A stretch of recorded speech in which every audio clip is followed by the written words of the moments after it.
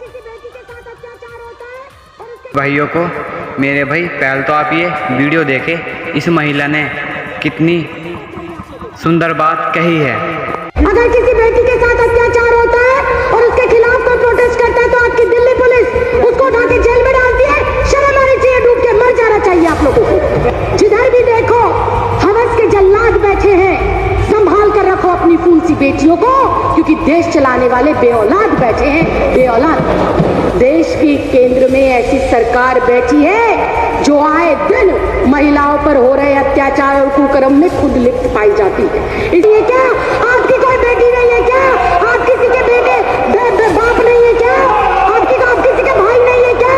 शर्म आनी चाहिए, डूब कर मर जाना चाहिए आप लोगों को।